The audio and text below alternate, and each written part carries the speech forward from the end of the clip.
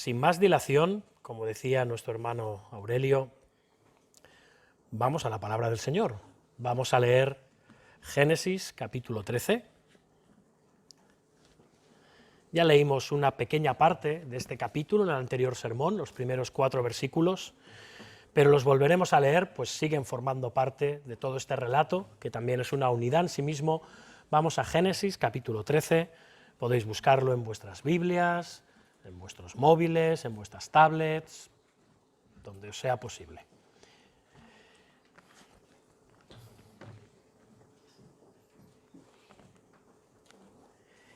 Y antes decir también a los niños, a los jovencitos, que además de estar pendientes de todas las cosas que dice ahí en la hoja, no solo el dibujo, importante, no solo el dibujo, bien, pues que dibujéis, que os imaginéis a 2 pastores con 2 rebaños y que os imaginéis en base a lo que vamos a decir hoy, tenéis que estar muy atentos, qué pasa con un rebaño y con unos pastores y qué pasa con otro rebaño y otros pastores. ¿Bien? ¿Os parece bien? Bien. Por cierto, si luego otro dice, mira, yo voy a dibujar otra cosa porque el sermón me llama a dibujar otra cosa, también lo podéis hacer, os podéis revelar también, ¿eh? Esto es una idea, luego vosotros mismos ya veis que podéis hacer lo que el sermón os pida también, ¿eh? Bien, ahora sí, vamos a la palabra del Señor, Génesis capítulo 13, y luego pediremos su bendición en oración. Y dice así la palabra del Señor. Subió pues Abraham de Egipto hacia el Negev, él y su mujer, con todo lo que tenía, y con él Lot.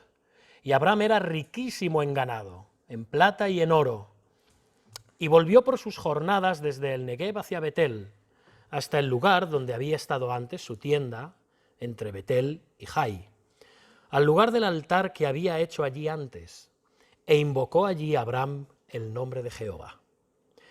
También Lot, que andaba con Abraham, tenía ovejas, vacas y tiendas, y la tierra no era suficiente para que habitasen juntos, pues sus posesiones eran muchas y no podían morar en un mismo lugar.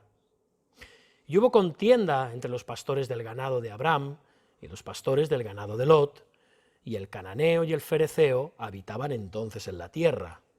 Entonces Abraham dijo a Lot, no hay ahora altercado entre nosotros dos, entre mis pastores y los tuyos, porque somos hermanos. ¿No está toda la tierra delante de ti? Yo te ruego que te apartes de mí. Si fueres a la mano izquierda, yo iré a la derecha. Y si tú a la derecha, yo iré a la izquierda. Y alzó Lot sus ojos y vio toda la llanura del Jordán, que toda era de riego, como el huerto de Jehová, como la tierra de Egipto en la dirección de Zoar, antes que destruyese Jehová a Sodoma y a Gomorra. Entonces Lot escogió para sí toda la llanura del Jordán, y se fue Lot hacia el oriente, y se apartaron el uno del otro. Y Abraham acampó en la tierra de Canaán, en tanto que Lot habitó en las ciudades de la llanura, y fue poniendo sus tiendas hasta Sodoma. Mas los hombres de Sodoma eran malos y pecadores contra Jehová en gran manera. Y Jehová dijo a Abraham, después que Lot se apartó de él, alza ahora tus ojos y mira desde el lugar donde estás hacia el norte y el sur, al oriente y al occidente, porque toda la tierra que ves la daré a ti y a tu descendencia para siempre. Y haré tu descendencia como el polvo de la tierra, que si alguno puede contar el polvo de la tierra, también tu descendencia será contada. Levántate, ve por la tierra a lo largo de ella y a su ancho, porque a ti la daré. Abraham, pues, removiendo su tienda, vino y moró en el encinar de Mamre, que está en Hebrón, y edificó allí altar a Jehová. Hasta aquí la palabra del Señor, y su iglesia responde, amén. Vamos a orar, hermanos. Dios nuestro, nos ponemos delante de tu bendita presencia y expuestos ante tu bendita palabra. Señor, háblanos. No solo eso, transfórmanos. haznos más semejantes a Cristo y más conscientes de nuestra necesidad de ti, dependencia de ti, y también, Señor, que por medio de este sermón tú acrecientes nuestra fe, porque te lo pedimos en el nombre de Jesús. Amén. Amén. Bien, hermanos, pues como hemos dicho al principio, permitidme que eche un trago.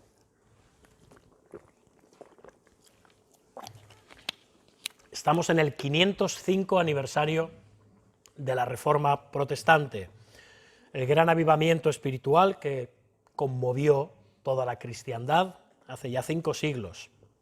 Mañana, 31 de octubre, se cumplen esos 500 años, y esta reforma, de alguna manera, aunque ya empezaba a gestarse un poco antes, se puede decir que fue cuando en 1517, precisamente el 31 de octubre, un monje agustino clavó 95 tesis contra el abuso que suponía la venta de indulgencias por parte de la Iglesia de Roma. Ese monje agustino, por aquel entonces, todavía católico romano, era Martín Lutero. Y como hemos dicho también antes, uno de los principales gritos de guerra de la Reforma, si no casi os diría que el principal, fue la justificación por la sola fe, y no por obras.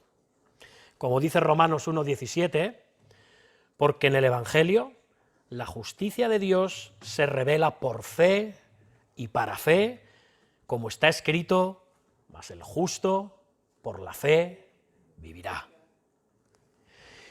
Y es cierto, hermanos, que en el mundo actual, en el mundo contemporáneo especialmente, se suele tener la idea de que la fe es posesión de aquellos que tienen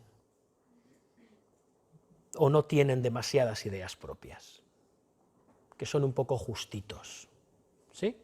Un poco infantiles, crédulos, gente sin demasiado intelecto o gente con mucho miedo hacia la vida, o peor, miedo hacia la muerte, y hacen un esfuerzo por ellos mismos de aferrarse a algo, y a veces nos dicen, no con cierto paternalismo, con cierta condescendencia, ojalá yo tuviera la fe que tú tienes. ¿Os lo han dicho alguna vez? Me gustaría tener la fe que tú tienes. Pero en realidad lo que están diciendo es que les gustaría ser menos realistas, ¿no? Más infantiles, como tú. En realidad es lo que están tratando de decirte. Que preferirían ser más inocentes y crédulos. Otros no. Otros les asusta la fe porque la entienden como un gran salto al vacío, como vamos a decir, como si tuviéramos que saltar y además sin red y pensar que no nos va a pasar nada. De hecho, no sé si habéis visto, no sé si os gustan las películas de Indiana Jones, a mí me gustan mucho desde pequeñito. Está la tercera y para mí la última, porque ya de la cuarta prefiero no hablar, pero bueno. Indiana Jones y la última cruzada. ¿Sí? Así se llamó en España, creo que en inglés es exactamente igual, que ahora Indiana Jones va en busca del Santo Grial, ¿recordáis? Bien, el cáliz de Cristo. Y hay una escena hacia el final que él tiene que pasar una serie de pruebas para llegar y tiene que saltar por un precipicio y para llegar al otro lado lo que hay literalmente delante de él hay un precipicio, no os voy a explicar nada, los que habéis visto la película ya sabéis de qué va, y entonces hay una frase que dice en la prueba, solo el penitente pasará, ¿no? Y solo el penitente es el que tiene fe. Entonces el bueno de Indiana Jones hace así, se coge aquí del corazón como si apretando él pudiese estrujar y sacar fe de su corazón, la pudiera fabricar él mismo, dice un salto de fe, y hasta ahí llego. Hermanos, esta es la idea que tiene la gente mayormente de la fe.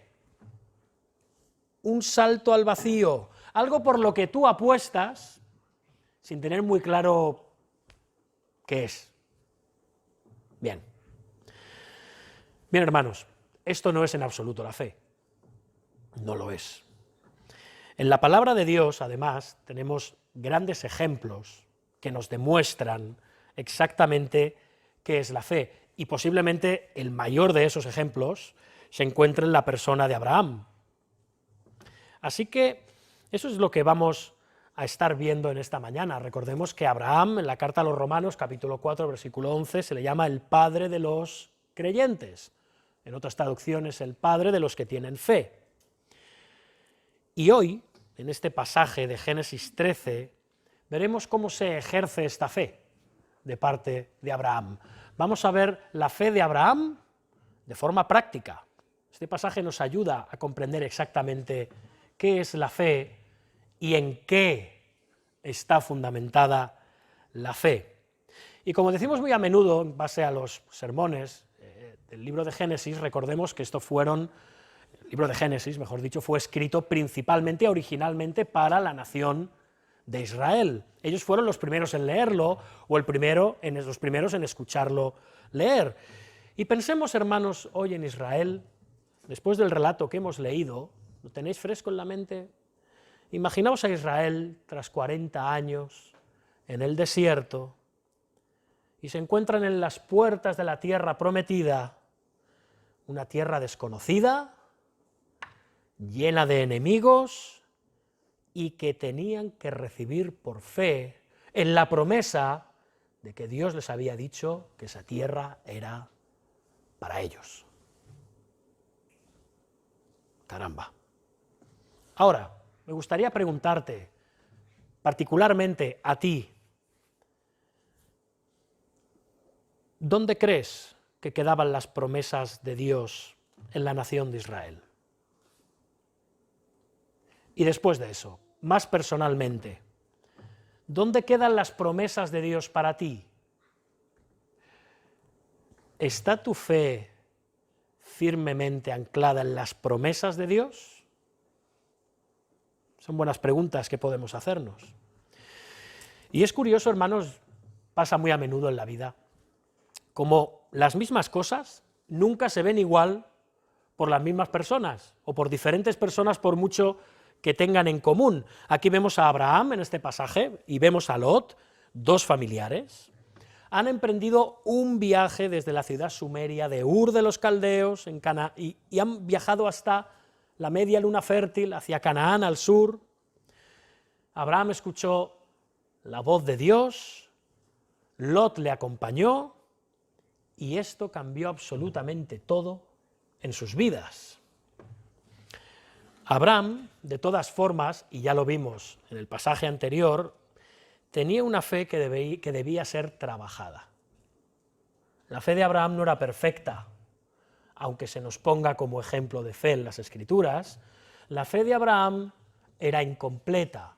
La fe de Abraham necesitaba crecer como la tuya y como la mía.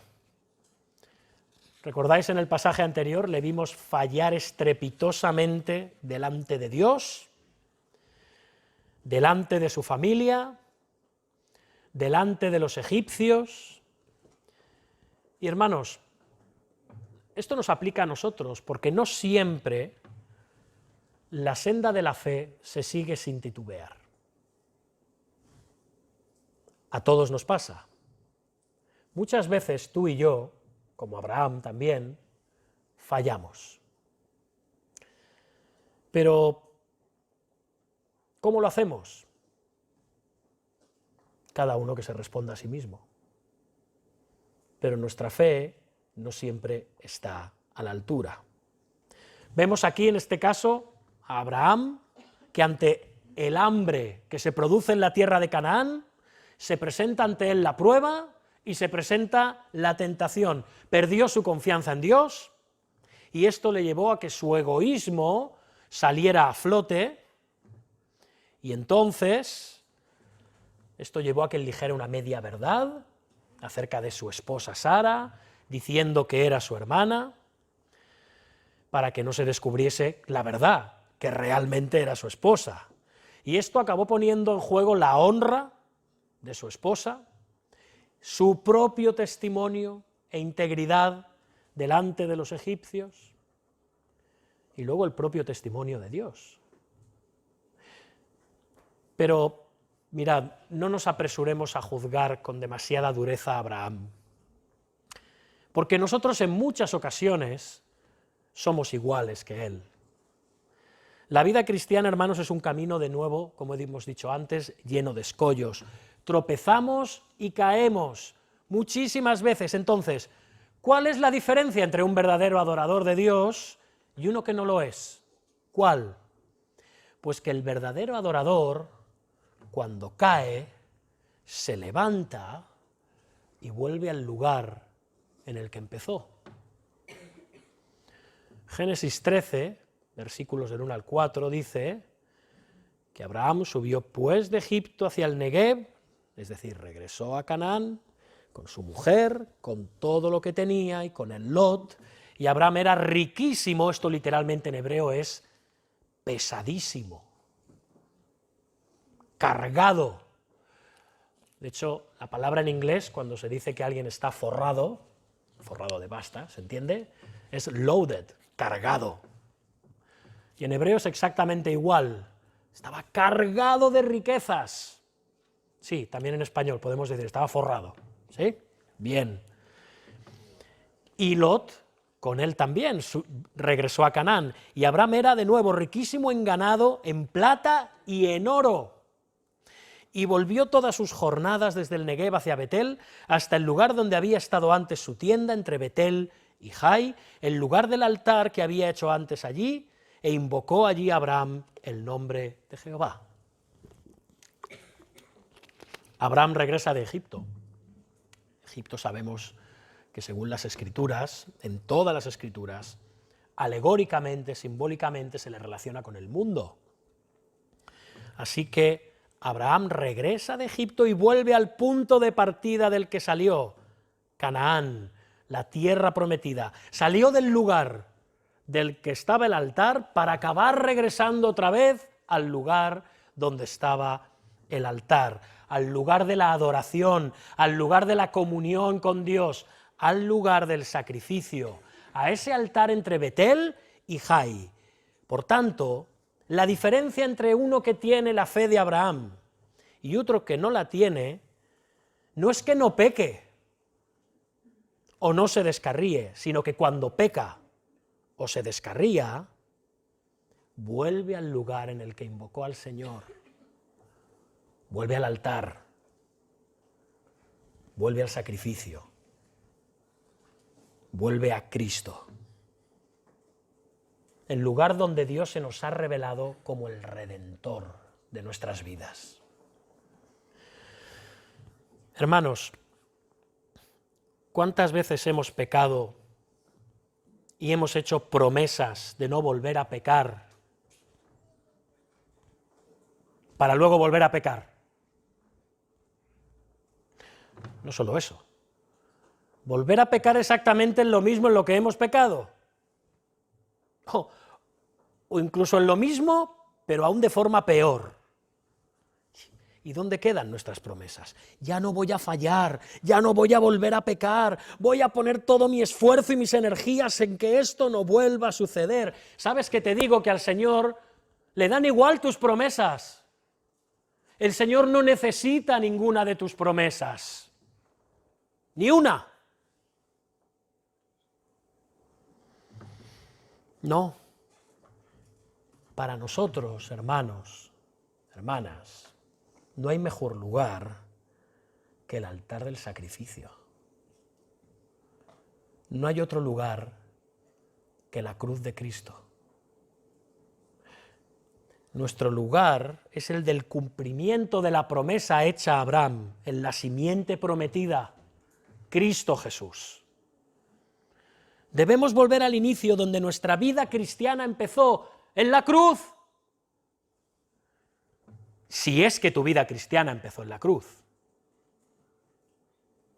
que es donde debe empezar toda vida cristiana, en el Calvario. Debemos mirar a Cristo Jesús, aquel que vivió una vida de obediencia perfecta, una muerte sustitutoria por nosotros, que ascendió a los cielos con nuestra salvación, con nuestro perdón, con nuestra santificación y con nuestra glorificación aseguradas, en virtud de que Él se entregó sacrificialmente en lugar de nosotros. Ahí debemos regresar. Solo por la fe en Él. El único lugar en el que podemos ser declarados justos delante de Dios. Hermanos, esto es maravilloso, porque Abraham volvió arrepentido. Abraham volvió al altar.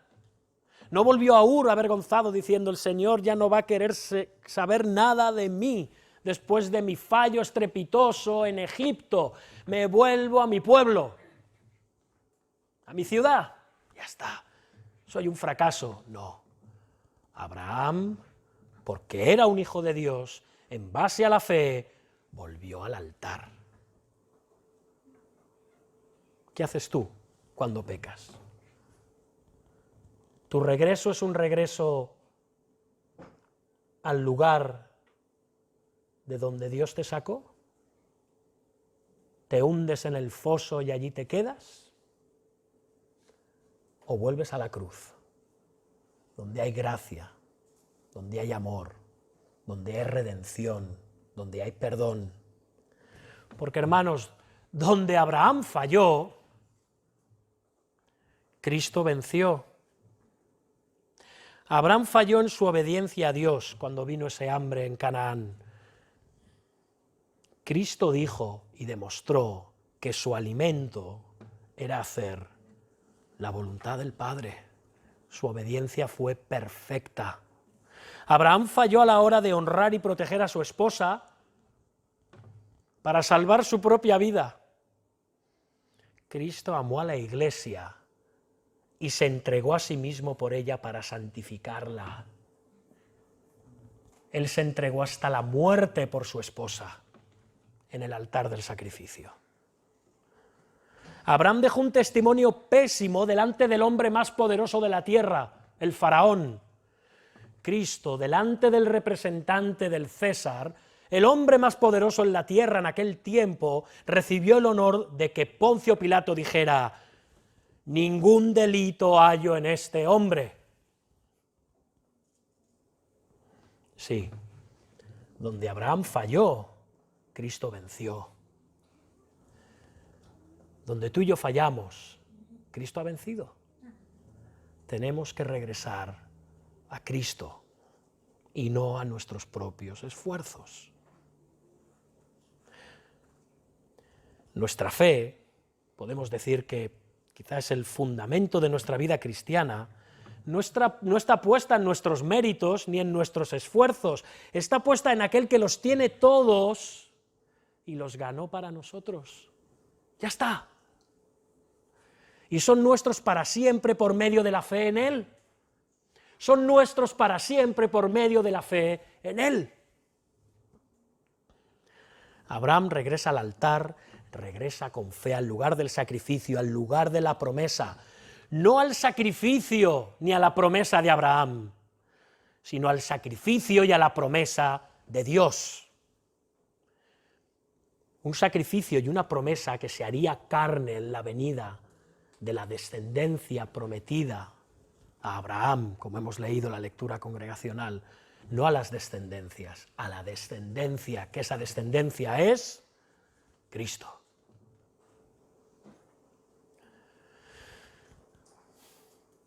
Y en el versículo 2 se nos dice de nuevo que Abraham era riquísimo en ganado, plata y en oro. Estaba cargado de riquezas. Pero al mismo tiempo que uno puede estar cargado de riquezas, esas riquezas, lógicamente, pueden ser una carga. Y la verdad, él había sido muy bendecido. A pesar de sus fracasos en Egipto, salió más rico de lo que era. Caramba. Y alguien puede que diga, claro, así cualquiera puede tener fe, ¿no?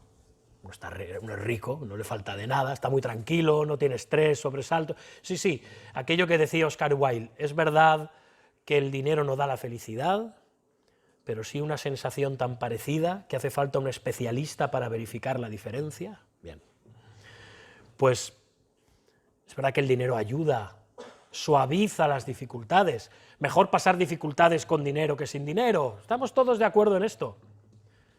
Pero hermanos, no nos engañemos, las Escrituras nos dicen que el poseer muchas cosas, en lugar de acercarnos a Dios, es más fácil que nos alejen de Él. Y no vamos a predicar aquí la pobreza, ni vamos a predicar aquí la repartición de la riqueza de unos con los otros, ni mucho menos. Bendito aquel al que el Señor bendice con prosperidad. Bien alto lo decimos. y que además la usa para la obra del reino y para bendecir al prójimo y para dar gloria a Dios con ella. Bendito sea. Pero recordamos al joven rico que habló con el Señor. Y recordamos las palabras del mismo Señor cuando dijo: es más fácil pasar un camello por el ojo de una aguja que entrar un rico en el reino de Dios. No porque el dinero sea malo en sí mismo, como la mayoría de las cosas en este mundo no son malas en sí mismo, sino que puede darnos la falsa sensación de seguridad, de que como lo tenemos, todo está bien en nuestra vida, y puede convertirse en un ídolo que puede acabar desplazando a Dios del centro de nuestro corazón. Y Abraham y Lot tienen tanto, pero tanto, están tan cargados de riquezas, que esto genera una pelea entre los siervos. Fijaos, versículos 5 y 7. También Lot, que andaba con Abraham, tenía ovejas, vacas y tiendas, y la tierra no era suficiente para que habitasen juntos, pues sus posesiones eran muchas, y no podían morar en un mismo lugar. Y hubo contienda, y cuando hablamos contienda esto implica no necesariamente una pelea física, hubo un curso de palabras un poco más subidito de tono de lo normal. Hubo contienda entre los pastores del ganado de Abraham y los pastores del ganado de Lot. Abraham y Lot eran tan prósperos, especial después de la visita a Egipto, que era muy complicado que sus rebaños pastaran juntos. Y esto generó esta tensión. Eso sin contar lo que apunta el autor de Génesis, versículo 7, fijaos. Y el cananeo y el fereceo habitaban entonces en la tierra. Es que no estaba solo Abraham y Lot, es que estaban todos los demás por allí. Vamos, demasiado ganado para tan poco pasto. ¿Se entiende, no? La idea, allí no se cabía. Y hermanos, esto debería hacernos reflexionar. Me gustaría que pusiéramos un momento el freno de mano. Esto debería hacernos reflexionar por un momento en cuanto a aquello que Dios nos da. Quita de tu cabeza, por favor, quitemos de nuestras cabezas la idea de que lo que tienes, lo tienes por tus propios méritos y esfuerzos. Tu diligencia, tu trabajo, tu esfuerzo, tus capacidades. Recuerda, de Jehová es la tierra y su plenitud, el mundo y los que en él habitan.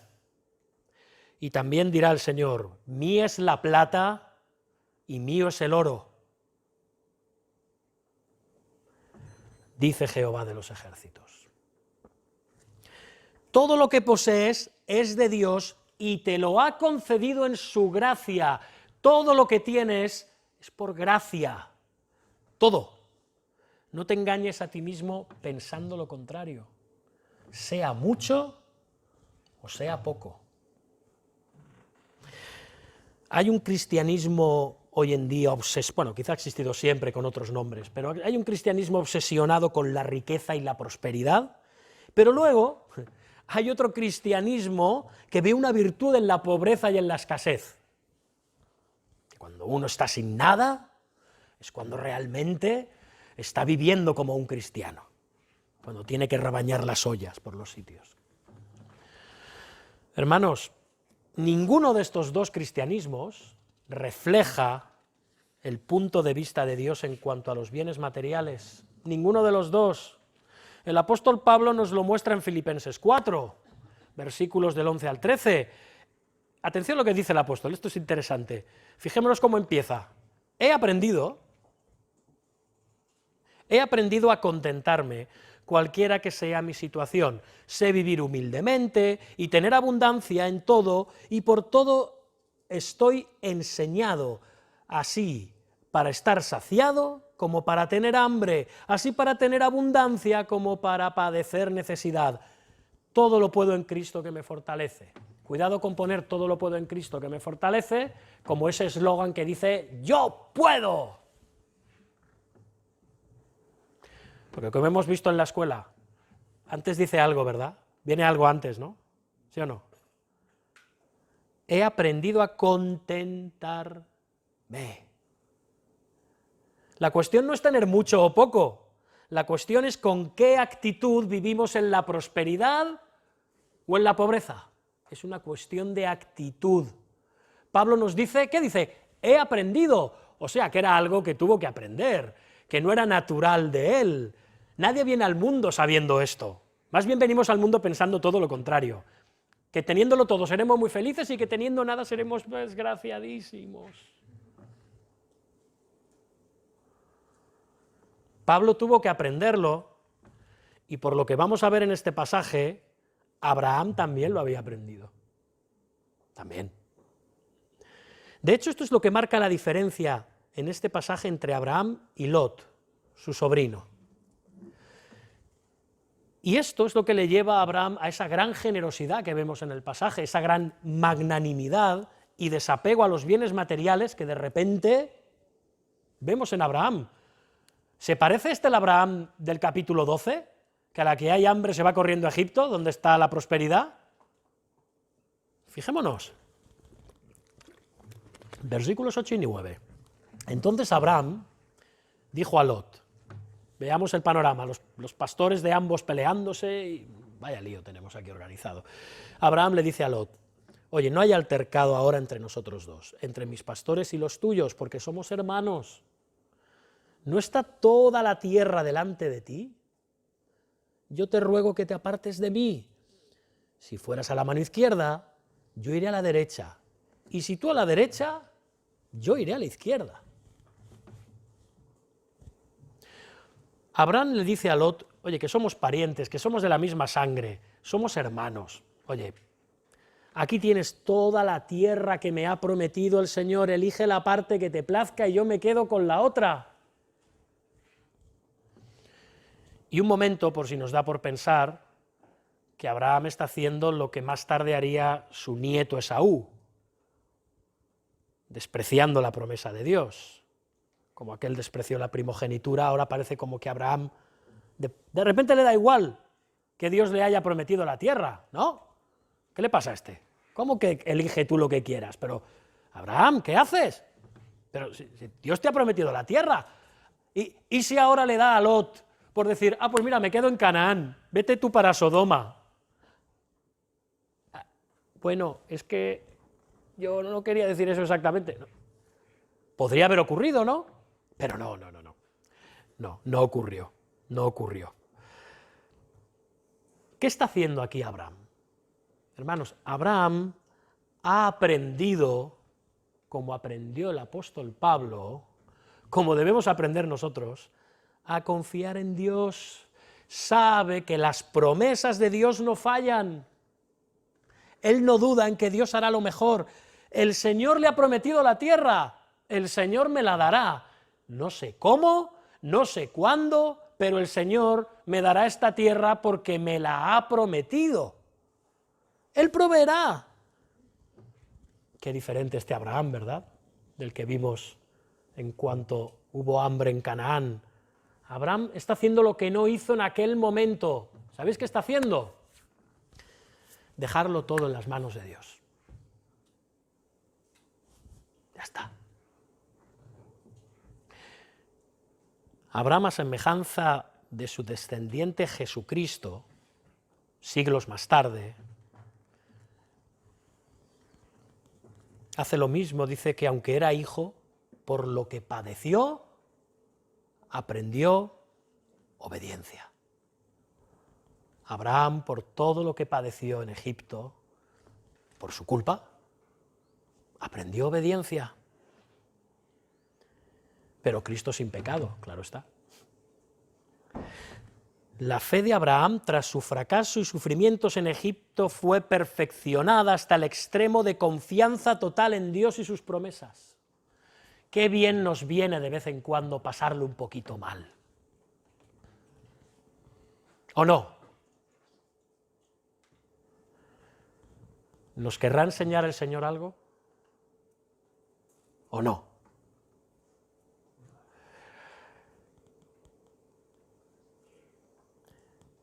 Independientemente de la decisión de Lot, independientemente de eso, Abraham se quedaría quieto, esperando con fe el cumplimiento de las promesas de Dios. Abraham no estaba haciendo trampa. ¿Y qué ocurre? Bueno, vamos a ver qué ocurre. Se queda Lot con Canaán y se queda Abraham con cara de memo, así. Lot entonces decide. Fijaos, versículos del 11 al 13. Y alzó Lot sus ojos y vio toda la llanura del Jordán, que toda ella era de riego, como el huerto de Jehová, como la tierra de Egipto, en la dirección de Zoar, antes que destruyese Jehová a Sodoma y a Gomorra. Entonces Lot escogió para sí toda la llanura del Jordán, y se fue Lot hacia el oriente, y se apartaron el uno del otro. Abraham acampó en la tierra de Canaán, en tanto que Lot habitó en las ciudades de la llanura, y fue poniendo sus tiendas hasta Sodoma, mas los hombres de Sodoma eran malos y pecadores contra Jehová en gran manera. Ahí vemos la llanura del río Jordán, la tierra al este, bueno sí, norte, sur, este, al este, para vosotros allí, al este, al occidente, ¿bien? Una tierra rica en vegetación, rica en recursos, una tierra próspera, una tierra fértil, llena de cultivos como la tierra de Egipto, donde habían estado en la dirección de Zoar, justo de donde venían. Y esto le resultó tan deseable a Lot que evidentemente no le importó que en esa tierra donde estaba Sodoma los hombres fueran malos y pecadores contra Jehová en gran manera. Le importó un pimiento de los que se cultivaban allí. ¿Para allá que me voy? Lot había salido de Egipto con Abraham, de regreso a Canaán, pero Egipto no había salido de Lot. Ahí seguía, ahí seguía. Así que despreció la tierra de la promesa, que es lo que estaba haciendo, la cual no parecía tan fértil, ni tan próspera, y se fue al otro lado del río Jordán, al este. Y no solo eso, sino que habitó en las ciudades de la llanura y fue poniendo sus tiendas hasta Sodoma. Lot olvidó el llamado de vivir como peregrino en espera del cumplimiento de la promesa, de que Dios establecería su propia ciudad, la ciudad de Dios, y se instaló en las ciudades de los hombres que habían sido erigidas desde antiguo. Si recordamos otros sermones de este libro de Génesis, como reinos en oposición a Dios, desde que Caín fundó la primera ciudad.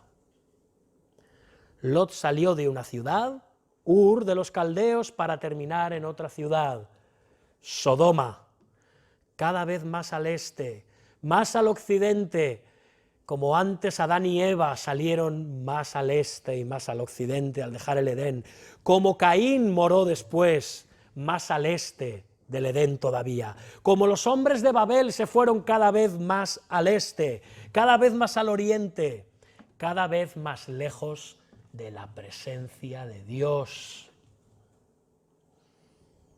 más lejos del reino de Dios. Pero no seamos tampoco tan vehementes a la hora de juzgar a Lot, porque estaremos ahora pensando, ya está bien, menudo, avaricioso, codicioso. El apóstol Pedro, en la segunda de Pedro, capítulo 2, versículos 7 y 8, dice lo siguiente: libró Dios libró, escuchad, al justo Lot. Dios libró al justo Lot abrumado por la nefanda conducta de los malvados, porque este justo, que moraba entre ellos, afligía cada día su alma justa, viendo y oyendo los hechos inicuos de ellos. 3 veces dice justo en el pasaje el apóstol Pedro. Esto nos quiere decir algo, ¿no? Que Lot era justo. Lot estaba justificado por la fe. Lot era un hijo de Dios, por si alguien pensaba que era un incrédulo. Qué interesante, un hombre piadoso, así lo dice la Escritura. Lot era un creyente. ¿Qué le ha pasado entonces a Lot? ¿Qué le ha pasado? A Lot no le faltó la fe salvadora. Él creyó en la promesa y le fue contado por justicia, al igual que a Abraham, su tío, y al igual que a Sara, la esposa de Abraham. Lo que le faltó es la fe, como esa visión con la cual Abraham sí que ve más allá. ¿Qué quiere decir esto? Nos lo explica la carta a los Hebreos capítulo 11, cuando dice que por fe, Abraham, habitó como extranjero en la tierra prometida, como en tierra ajena, morando en tiendas con Isaac y Jacob, coherederos de la misma promesa, atención hermanos, porque esperaba la ciudad que tiene fundamentos, cuyo arquitecto y constructor es Dios. La fe de Abraham miraba más allá, miraba al cumplimiento de la promesa, miraba al reino de Dios, miraba a la nueva Jerusalén, miraba al reino de Dios que había de venir. Y Lot no. Lot miró a la ciudad que tenía aquí y ahora. Lot miró como antes hizo Abraham al ir a Egipto, Lot miró y buscó su seguridad en el mundo, en la ciudad de los hombres. Y esto nos ayuda a entender más. De nuevo, Lot puso su confianza en la ciudad presente, Sodoma. Abraham puso su confianza en la ciudad por venir, Sión, la ciudad de Dios. La fe de Abraham, a diferencia de la de Lot, estaba puesta no en lo inmediato, no en lo rápido, no en lo presente, sino en lo futuro, en lo que se espera, en lo venidero y que es infinitamente mejor. Tenía los ojos puestos en las cosas que ya se ven. Lot tenía los ojos en las cosas que se ven, que son temporales, pero Abraham tenía puestos los ojos en las cosas que no se ven todavía y que son eternas, como dice Pablo en la carta a los Efesios. La fe de Abraham estaba en el reino de los cielos, la fe de Lot estaba en el reino de los hombres. Hermanos, en todo nuestro peregrinar cristiano, que en el caso de uno será más largo, en otro más corto, en este mundo, tenemos una lucha contra el pecado, contra el diablo, pero también contra el reino de este mundo. En palabras de John Bunyan, el escritor del Progreso del Peregrino, aquí vivimos en medio de una feria de las vanidades, ¿sí? Un lugar en el que se nos ofrece todo. ¿Y sabes qué? Que se dice, es para ti, tómalo, cógelo, no lo dudes, es para ti, con poquito esfuerzo lo puedes tener.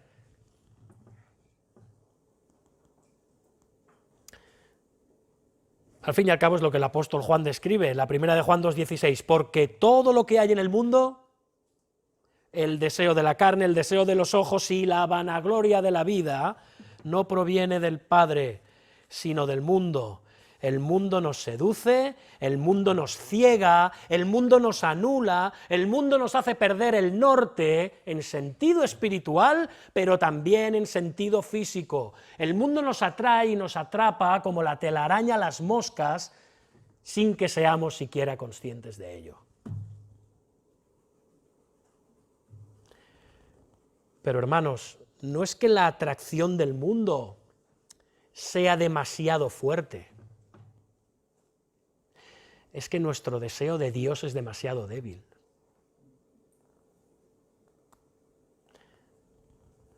No es que amemos al mundo, sino que amamos poco lo que Dios ha prometido. Hermano, hermana, voy a echar un trago de agua para hacerte una serie de preguntas.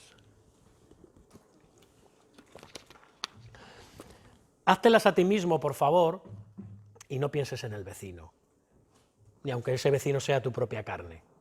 ¿Vale? Bien. ¿Cuál es tu reino? ¿Dónde quieres poner tus tiendas? ¿Dónde está tu anhelo? ¿En tu trabajo? ¿O en un trabajo mejor? ¿En tu formación o en una formación académica mejor? ¿En tu casa o en una casa mejor?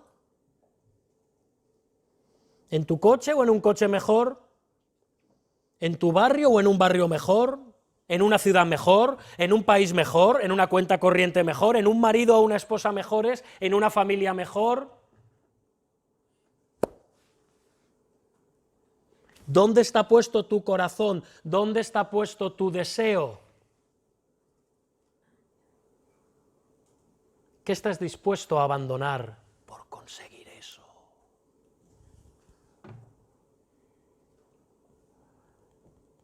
¿Lo buscas o lo buscarás cueste lo que cueste?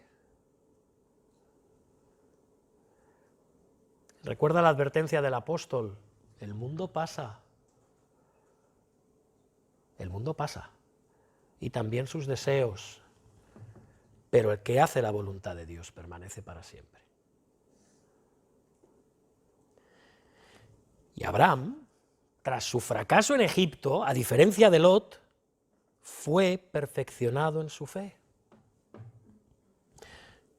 Abraham ha comprendido que no hay nada mejor que aquello que Dios ha prometido, aunque no lo vea. Y cuando los dos se separan, hermanos, ocurre algo precioso. Versículos 14 al 18, ¿me acompañáis?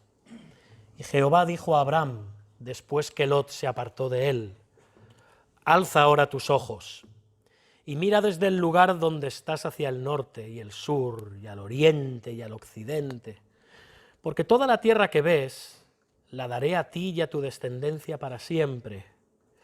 Y haré tu descendencia como el polvo de la tierra, que si alguno puede contar el polvo de la tierra, también tu descendencia será contada. Levántate, ve por la tierra a lo largo de ella y a su ancho, porque a ti te la daré. Abraham, pues, removiendo su tienda, vino y moró en el encinar de Mamre, que está en Hebrón, y edificó allí altar a Jehová.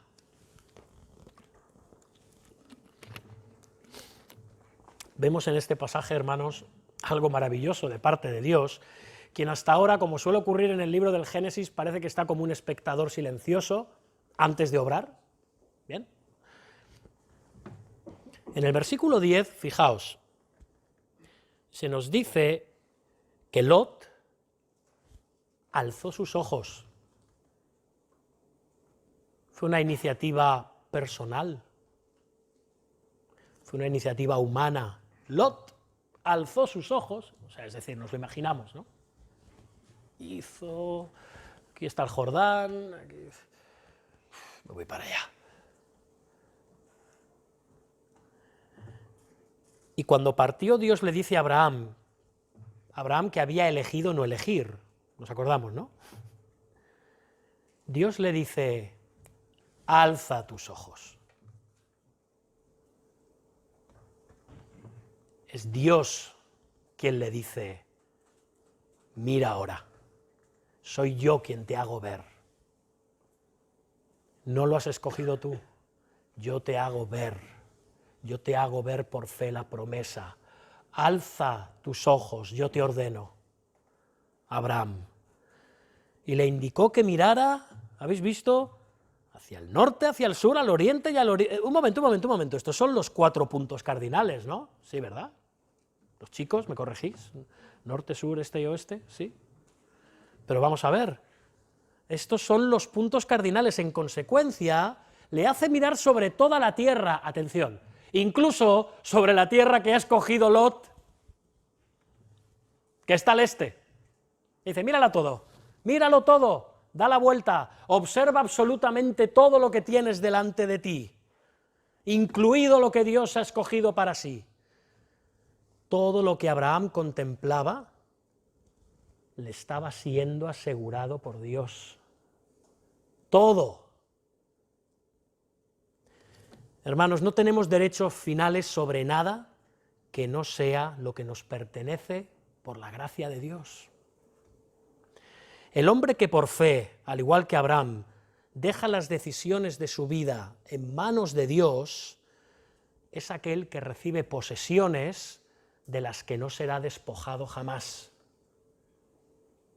Aquel que como Lot se aferra a aquello que él puede tomar, tarde o temprano será despojado de todo ello para siempre. Pero hay más. ¿Cuál es la tierra de la que Dios le está hablando a Abraham? Fijémonos aquí que dice que debía alzar sus ojos hacia el norte, el sur, al oriente, al occidente, a toda la tierra, de nuevo, toda la tierra. ¿Qué tierra es eso? ¿Es la actual Israel? Yo afirmo con rotundidad que no es el actual Israel. Incluye la tierra de Israel, obviamente, pero va más allá. Es aquella tierra de la que nuestro Señor habló en las bienaventuranzas. Bienaventurados los mansos, porque ellos recibirán la tierra por heredad. Dios ha prometido la tierra a su pueblo. Isaías 65, 16 dice, porque he aquí que yo crearé nuevos cielos y nueva tierra. Segunda de Pedro 3:13 dice, porque nosotros esperamos según sus promesas cielos nuevos y tierra nueva en los cuales mora la justicia. En Apocalipsis 21 se nos dice, vi un cielo nuevo y una tierra nueva, porque el primer cielo y la primera tierra pasaron. Hermanos, hay muchas sectas, hay muchas corrientes teológicas, hay muchas denominaciones en este mundo que dicen que la tierra será para los hijos de Israel, carnal, y el cielo es para la iglesia. No, hermanos, no os dejéis entrampar por esto. Nada más lejos de la realidad. La Biblia es clara, estos nuevos cielos y nueva tierra son para los hijos de Dios de todas las naciones, pueblos y lenguas. Como dice Jehová a Abraham, y haré tu descendencia como el polvo de la tierra, que si alguno puede contar el polvo de la tierra, también tu descendencia será contada. La tierra es para que la herede un día una gran multitud, la cual nadie puede contar, como no se puede contar el polvo de la tierra, de todas las naciones, y tribus, y pueblos, y lenguas. Y no solo Israel. La nueva tierra es para la iglesia de Cristo, para el pueblo de Dios, morando en perfecta unidad, bajo la misma presencia de Dios. Dios estará en el centro de esa tierra. Dice Apocalipsis 21:3, he aquí el tabernáculo de Dios con los hombres, y Él morará con ellos, y ellos serán su pueblo, y Dios mismo estará con ellos como su Dios. Los seres humanos fueron echados de Edén, en esta vieja tierra, desterrados de la presencia de Dios, pero en la nueva tierra Dios se manifiesta de nuevo a los hombres, para que éstos vuelvan a vivir en su presencia, tal y como los primeros hombres lo hicieron. Dios es el centro del pueblo de Dios en la tierra venidera. Dios es su aspiración y deseo, porque todo fluye de Dios que mora con ellos y ellos con Él. Dice Juan en Apocalipsis, y yo Juan vi la santa ciudad, la nueva Jerusalén, la ciudad de Dios, descender del cielo de Dios. Un momento, ¿la esperas? ¿La anhelas con todo tu ser? ¿O está tu anhelo y tu deseo puesto en la ciudad de los hombres, en el mundo? ¿Y cuál es el rasgo principal para estar en esos nuevos cielos y esa nueva tierra? Nos lo dice el Señor Jesucristo en las bienaventuranzas: la mansedumbre. La mansedumbre. Y eso es lo que mostró Abraham en la disputa con Lot. Mansedumbre. confianza en Dios, que no hemos de aferrarnos a lo que tenemos para esperar a la promesa, cuando tenemos la seguridad de que las promesas de Dios son ciertas, son seguras. Nada ni nadie nos puede quitar las promesas de Dios, porque nos las ha hecho Dios. Podemos vivir con esa confianza en la promesa eterna de que Él nos dará lo que nos ha prometido. Eso movió a Abraham a ser generoso, a saber que lo que Dios le había prometido ya era suyo. Por eso no temió dejárselo a Lot. Disfrútalo. La promesa es para mí. Dios me lo ha prometido. ¿Quieres poner tus tiendas allí? Pues ponlas. ¿Quieres ponerlas allá? Ponlas. Y Dios se lo confirma en estas palabras finales que hemos leído. De hecho, la Biblia nos mostrará muy pronto que la decisión de Lot le llevó a innumerables peligros y luego al naufragio espiritual y personal, como ya sabemos.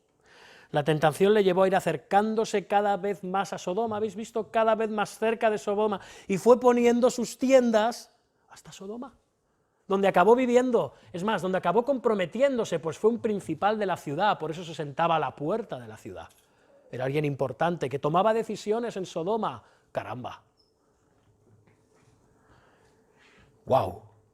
Y así es como nosotros muchas veces, sin darnos cuenta, nos vamos deslizando paso a paso y nos vamos acercando y poniendo nuestras tiendas cada vez más cerca de Sodoma y nos vamos comprometiendo más con el mundo y no con Dios, y luego nos viene el desastre,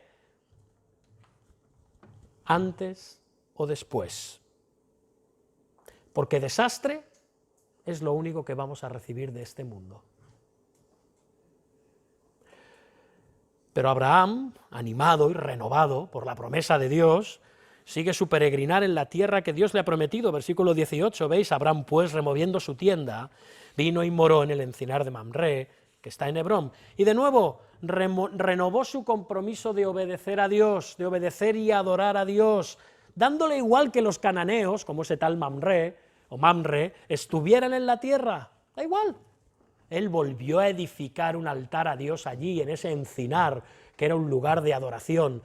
Él siguió reclamando la tierra prometida para el reino de Dios. Para concluir, hermanos, de nuevo, vemos al altar del sacrificio en la vida de Abraham. Edificó allí un altar a Jehová, otra vez el altar, otra vez el sacrificio. Abraham era consciente de que de sus lomos vendría la descendencia, la simiente prometida algún día, que como hemos visto de nuevo en la lectura congregacional, es Cristo. Y esas promesas hechas a Abraham son también nuestras, y nos apropiamos de ellas por medio de Jesús, por medio de la fe en Él y solo en Él. Porque, hermanos, estamos llamados a imitar la fe de Abraham, pero por desgracia, la mayoría de las veces, aunque no seamos conscientes, somos como Lot. Si alguien esperaba irse de aquí pensando que era como Abraham, quiero deciros que no. El objetivo de este sermón es que nos demos cuenta de que la mayoría de las veces somos como Lot, lamentablemente. En infinidad de formas y maneras somos como él.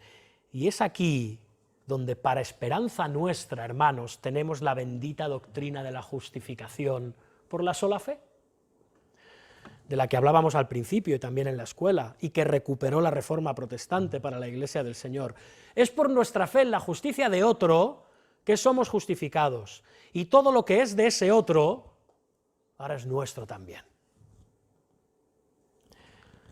El ejemplo de Abraham, de nuevo, es digno de imitar, pero nuestra fe no puede estar fundamentada en el ejemplo y en la vida de Abraham.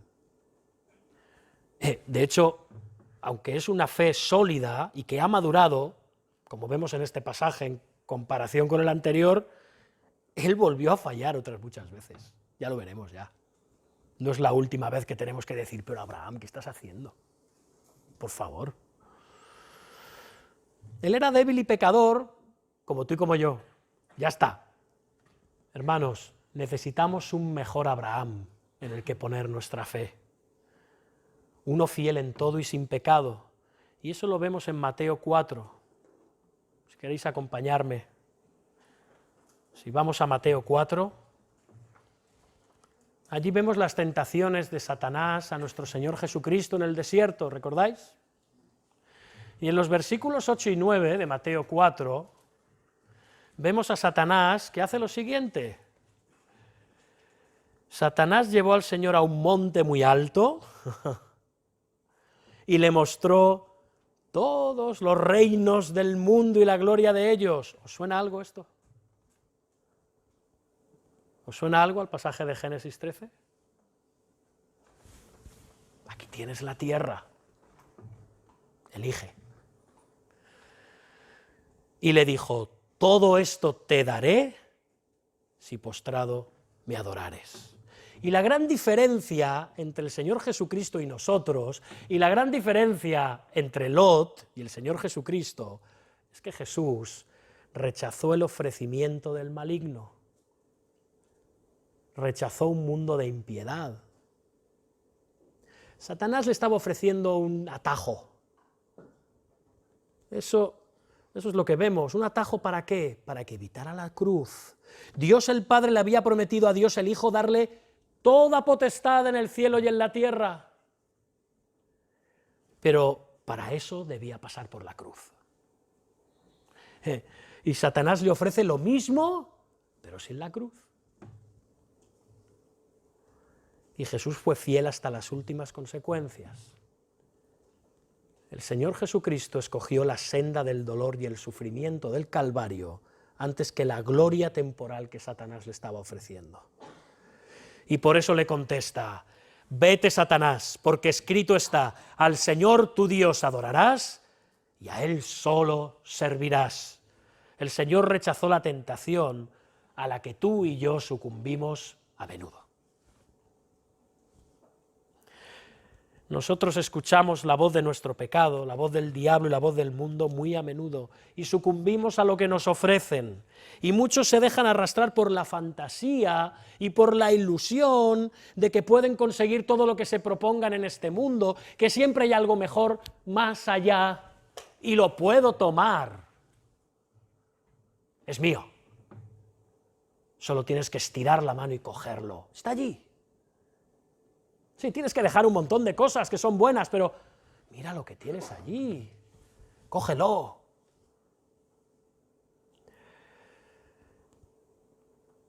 Buscamos siempre lo mejor aquí y ahora, pero esto es una gran mentira con la que no podemos vivir. Solo hay amargura y vacío al final de una actitud así. Siempre, siempre, siempre.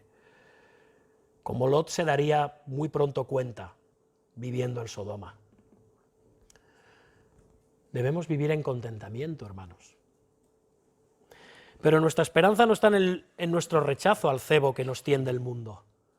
Tampoco pongas tu fe en tu rechazo al mundo, si es que alguna vez puedes hacer algo parecido a eso.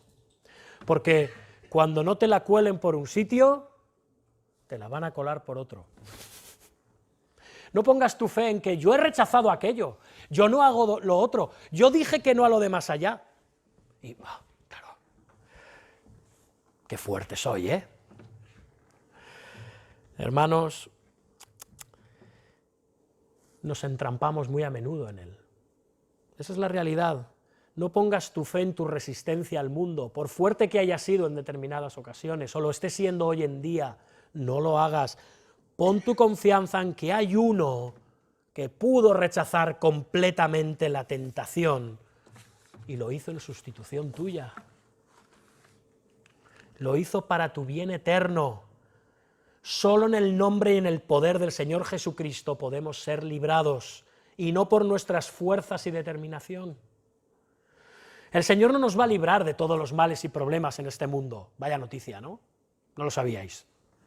Pues sí, el Señor no nos va a librar de todos esos problemas, pero sí nos dice que cuando creemos en sus promesas de gracia y salvación, perdón y redención y justificación, disfrutaremos de la paz y de la seguridad que Dios nos concede ahora, porque podemos vivir con contentamiento y paz ahora, sabiendo lo que dice 2 de Samuel 2, yo honraré a los que me honran.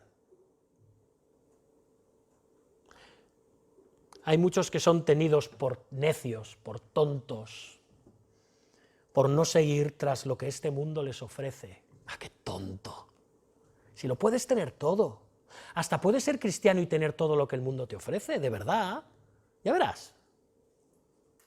No sé qué clase de cristiano, pero puedes. Y el mundo los tiene por necios. Pero ¿sabéis qué?